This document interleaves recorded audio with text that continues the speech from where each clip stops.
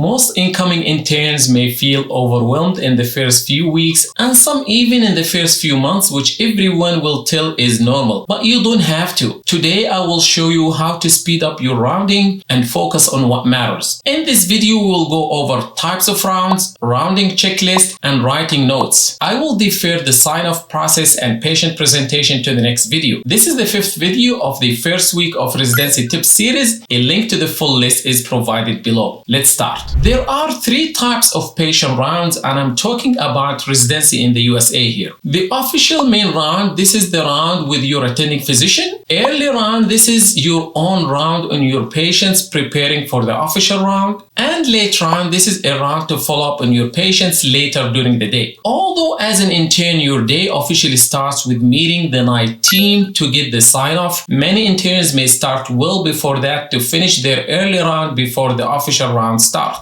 The patient in your list fall into one of the following categories: the unstable sickest patients, patients who are likely to be discharged, new patients, and all stable patients who are unlikely to be discharged. The rounding sequence should follow the same order. See the unstable sickest patients first, patients who are likely to be discharged second, new patients third, and all stable patients who are unlikely to be discharged last. It is common sense that we see the sickest ones first, but why do we see patients to be discharged second? Early discharges makes room for patients in the ED. It is one of the metrics that's closely monitored by the hospital administration. Now, the moment you get your patient, let's categorize your patient into these 4 categories. But what do I mean by unstable patients? To me, unstable patients are those with unstable vital signs or those who are having active concerning symptoms. An ICU patient does not necessarily mean an unstable patient. And when I say active concerning symptoms, I mean symptoms like active chest pain, altered mental status, shortness of breath, rectal bleeding, hematemesis, severe acute back pain, severe abdominal pain, etc. These symptoms may be associated with relatively normal vital signs initially, so don't be deceived with that. Let's have some examples. But before that, if you would like to receive a summary of this video and access previous video summaries, kindly subscribe to my Substack. The link is provided below. Let's take a look at these 3 examples. The first patient is an ICU patient on mechanical ventilation day 2 with stable vital signs on low dose norepinephrine. The second patient, a floor patient with active chest pain, and the third patient is a floor patient who was on room air last night but now is on 8 liters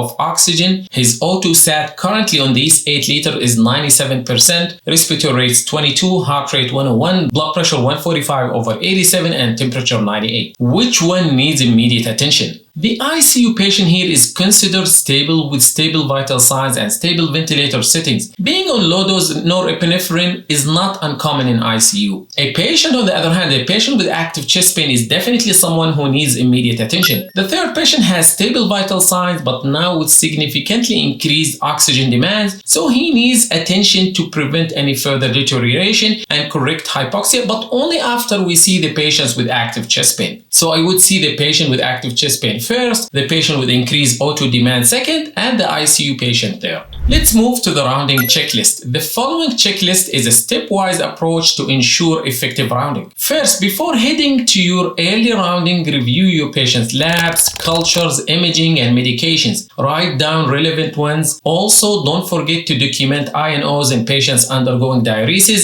Skip this step if the patient is unstable. Go see them immediately. Please have a clipboard or whatever you like to use. You need to write things down. Do not trust your memory. Please place any necessary order based on the results of labs, culture, and imaging. For example, we may need to reorder labs if a lab error is suspected, or order electrolyte replacements, or change antibiotics based on the culture results. Some medications may need to be adjusted or discontinued, such as discontinuing anticoagulant if severe thrombocytopenia develops, discontinuing nephrotoxics if acute kidney injury develops, or discontinue potassium supplementation if hyperkalemia is detected. Next step, move to the floor and review review telemetry information if indicated. Now, most hospitals have telemetry capabilities in all rooms, not just telemetry floors. Ask the tech if any significant overnight telemetry events, write them down please. Now, before heading to the patient room, talk to the patient nurse. This is one of the best habits you need to acquire. Ask the nurse about any important overnight events and if possible, have them see the patients along with you. Please have a chaperone with you, particularly when seeing a patient from an opposite gender. Before entering the room, review any signs on the doors of the patient room. Signs may include isolation signs, NPO signs, fluid restriction signs, and maybe some visitor restriction signs. You must know why each sign is there, and if the indication is not valid anymore, please discontinue that. Then knock the door, get into the room, greet the patient, and introduce yourself and what your role is if it is the first time meeting the patient. We may need to repeat this daily with forgetful patients. Very important, while greeting the patient, take a quick inspection of both sides of the bed and the whole room and watch for the following. Is there anyone else in the room? Please identify them, and if they are not an immediate family member, make sure the patient is comfortable speaking in their presence. Then look at the general feeling of the patient. Is the patient comfortable, sleepy, restless, angry, in pain, in respiratory distress, etc.? Is the patient on oxygen? What kind and how much? Is it regular nasal cannula, vapotherm, CPAP, etc.? Ask if the patient uses home oxygen and compare it to the current amount. Please wean the patient of oxygen as soon as you can and add incentive spirometry if feasible. Next, is there a Foley catheter? Remove it if no valid indication. Is there any hung bags, IV fluids, IV antibiotics, or other drips? Discontinue them if not indicated, particularly IV fluid. I see them hung all the time and nobody bothers to stop them. Look for any meal tray. See how much is left of the patient's meals. A good appetite is always a good sign. In the ICU, you must read the monitor and document all the info: rhythm, CVP, end-tidal CO2, pulmonary artery pressure, etc. After that, grab a chair